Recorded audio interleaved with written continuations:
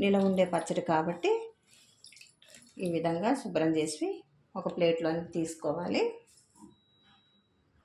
ఒక 3 నిమిషాలు ఇలాగా ఒక పళ్ళెంలో వేసి ఉంచేసుకోవాలి. ఒక క్లాత్ పెట్టి ఇట్లా కాయలన్నిటిని కూడా ఇలా తుడిచేసుకోవాలి, తడి అనేది లేకుండా. తీసుకున్న కాయలకి సరిపడా ఉప్పుని ఒక పళ్ళెంలో వేసుకొని కొద్దిగా ఎండల్లో పెట్టుకోవాలి. తడి అనేది లేకుండా 1 నిమిషం పాటు పెట్టుకుంటే సరిపోతుందండి. నేను ఇక్కడ కల్లుప్పు తీసుకున్నాను, సాల్ట్ కూడా తీసుకోవచ్చు దీని బదులుగా. చింతపండు తీసుకోవాలి, చింతపండు శుభ్రం చేసుకోవాలి. చింతపండుని ఇట్లా విడదీసి ఏమైనా పీచు గింజలు లేకుండా శుభ్రం చేసుకోవాలి.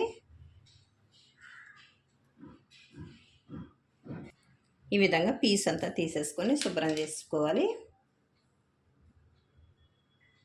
తొడిమిలన్నిటినీ కూడా తీసేసుకోవాలి.